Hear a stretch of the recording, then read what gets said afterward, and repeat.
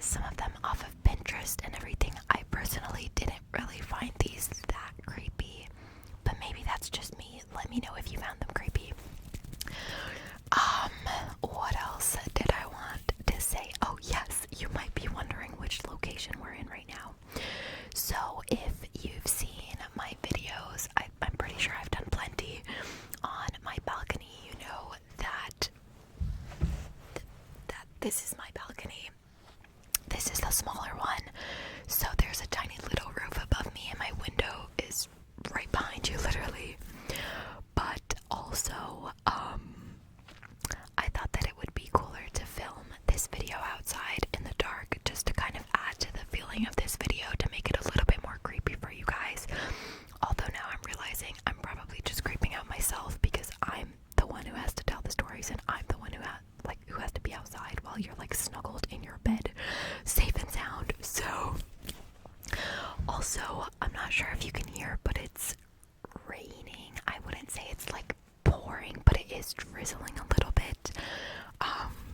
So I thought long and hard if I was going to film this video outside, but I love you guys, so I wouldn't do this for just anybody, anybody. And the rain did stop a little bit, so we're good. I hope those sounds can relax you a little bit. But yes, the usual disclaimer, I hope that the wind or the cars or the dogs barking don't bother you. Maybe they'll add to the feeling of these horror stories. I have to go like this because I don't. Literally, my underarms are getting so warm. From these candles. Okay, that was a long intro, way longer than it needed to be. So I'm gonna start off with the first story, titled Pretending to be asleep. Doesn't always work.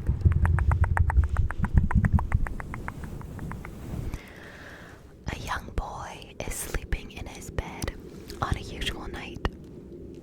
He hears footsteps outside his door and peeks out of his eyes to see what is happening. His door swings open quietly to reveal a murderer carrying the corpses of his parents. After silently propping them on a chair, he writes something on the wall in the blood of their bodies. He then hides under the child's bed. The child is scared beyond belief. He can't read the writing on the wall, and he knows the man is under his bed. Like any child, he pretends that he slept through the whole thing and hasn't woken yet.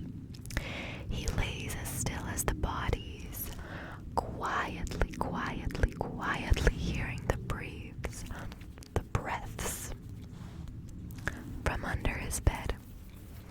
An hour passes and his eyes are adjusting more and more to the darkness. He tries to make out the words, but it's a struggle. He gasps when he finally makes out the sentence. I know you're awake. And he feels something shift underneath his bed. Ta-da! Totally ruining the creepy vibe of this story. Let's go on to the next one, which is called Nap in the Car. Mommy always leaves me and Daddy home on Saturday nights, and me and Daddy always go get ice cream in the car after dinner. I have to sit in the back seat until I'm a big boy. I go into the kitchen to see what Daddy is cooking for dinner after my Barney movie is over. But he's not in there this time. I see a note on the counter that says Mommy and Uncle James were going somewhere together. not sure. I don't read that good.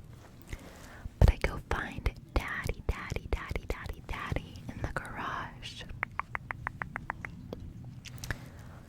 I shut the door. Shut. I shut the door behind me like I'm supposed to. Daddy is in the car, and he already has the car turned on. We must not be eating dinner tonight. Only ice cream. I get in the backseat behind Daddy since I'm not a big boy yet. Daddy doesn't say anything when I say hello to him. Maybe he can't hear me over the loud car. I think I'll take a nap on the way to ice cream.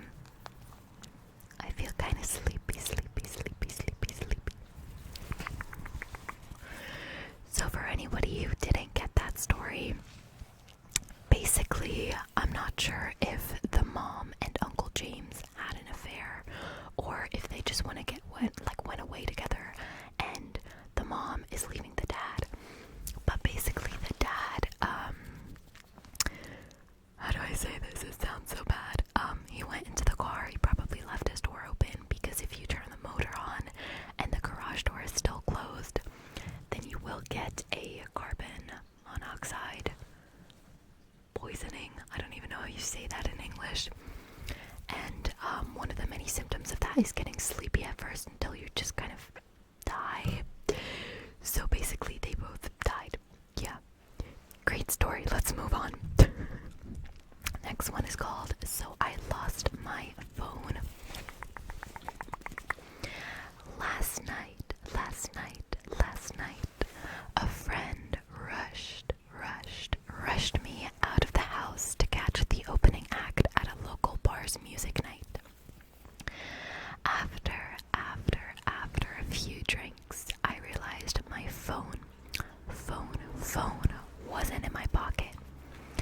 I checked the table we were sitting at, the bar, the bathrooms, and after no luck, I used my friend's phone to call mine. After two rings, someone answered, gave out a low, raspy giggle, and hung up. They didn't answer again. I eventually gave it up as a lost cause and headed home. I found my phone laying on my nightstand, right where I left it. I'm trying to make this dramatic, guys. I'm pretty sure I'm failing. Next story is called Hidden. Where are you? I scream. Panicked, I run through the abandoned farm. I can't find her. Not in the old house, not in the barn. I run into the empty field, heart racing. Oh my god. Dude, I'm really unlucky with flies. If you watched my last video, a fly attacked me. Or a bug. It was a big bug. And now there's another one. I feel like this keeps happening to me, but it's okay. I'm supposed to be creeped out right now. I run into the empty field, heart racing. As I scan the area, I run into a mound of dirt and trip, sprawling to the ground. Getting up, it hits me. Abandoned farm. I tripped over freshly tilled earth. Crouching down, I start frantically clawing with my hands. Scooping handfuls of dirt. I hit something hard. Wood. Are you in there? I cry, pressing my ear to the wood. I hear muffled cries. I start digging again, but realize it's taking too long. Looking around, I see a garden shed. I sprint to it, ripping the door open, and see a shovel still caked in dirt. Probably the same one that bastard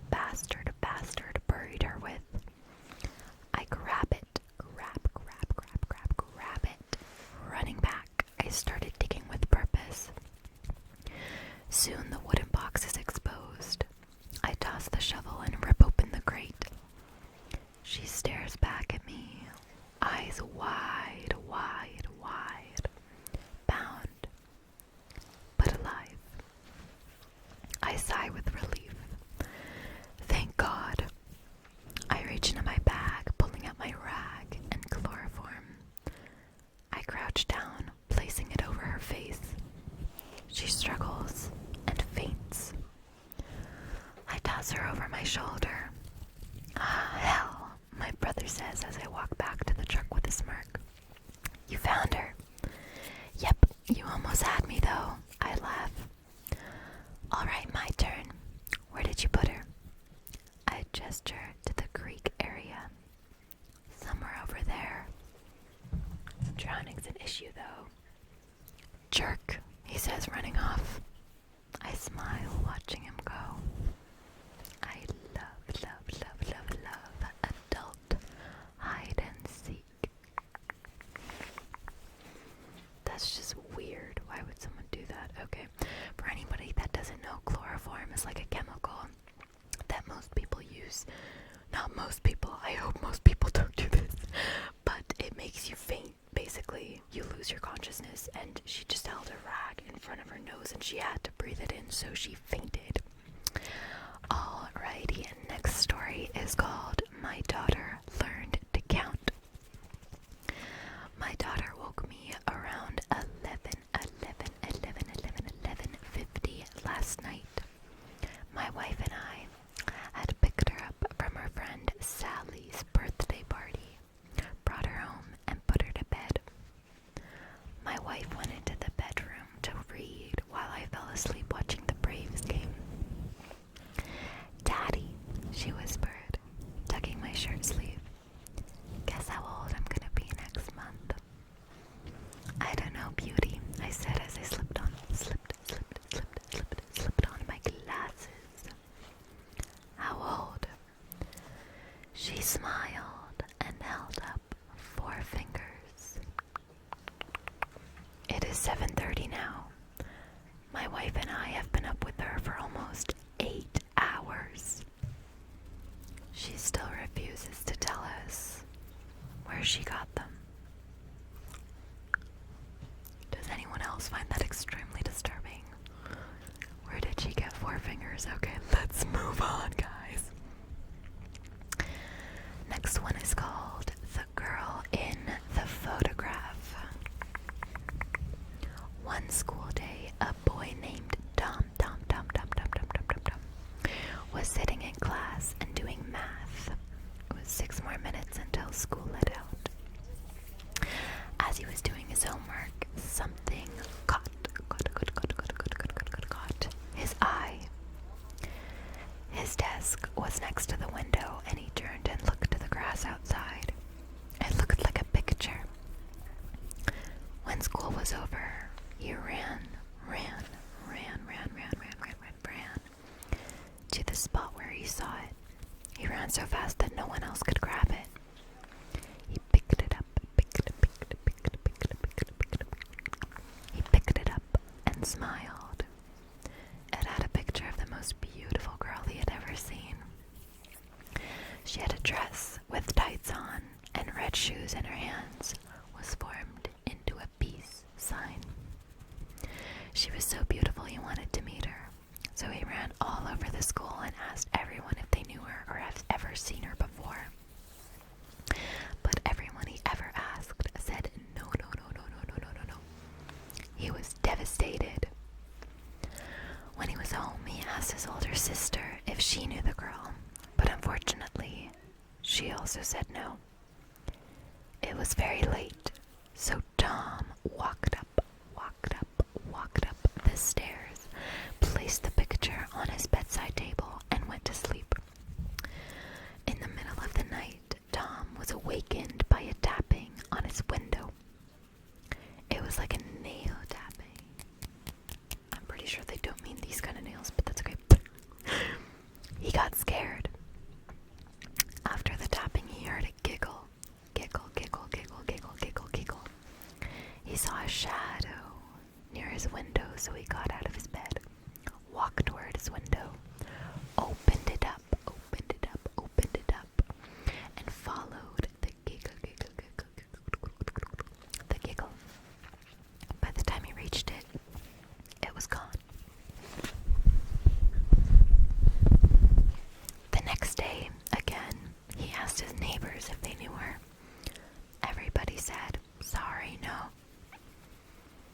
mother came home, he even asked her if he knew her. If she knew her. She said no too. He went to his room, placed a picture on his desk, and fell asleep. Once again, he was awakened by a tapping. Tapping. He took the picture and followed the giggling. He walked across the road when he was suddenly hit by a car.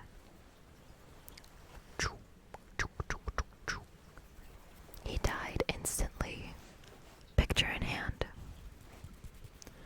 The driver got out of the car and tried to help him, but it was too late. He saw the picture and picked it up. He saw a cute girl holding up 3 fingers. I feel like explaining would ruin it, so if you don't understand it, just comment down below. Okay, so the next one is kind of like a poem, but I thought that it would kind of fit, so I just wanted to add it. It's called The Whisper Man. Do you hear the whisper men? The whisper men are near. If you hear the whisper men, then turn away your ear. Do not hear the whisper men, whatever else you do.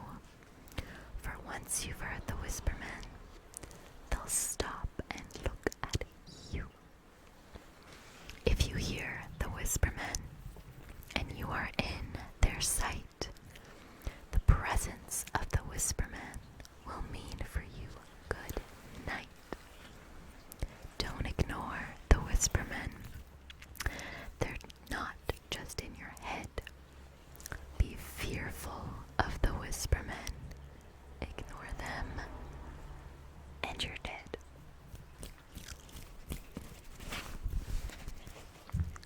Okay, dramatic one, those whisper men.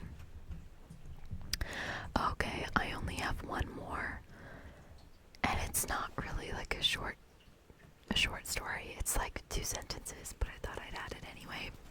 So, I begin tucking him into bed, tucking him into bed, and he tells me, "Daddy, check for monsters under my bed." I look underneath for his amusement and see him, another him, under the bed, staring back at me, quivering, and whispering,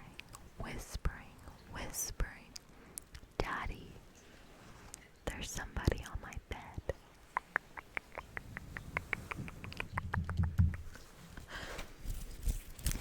So that was all the stories. Those were all the stories that I have for you today.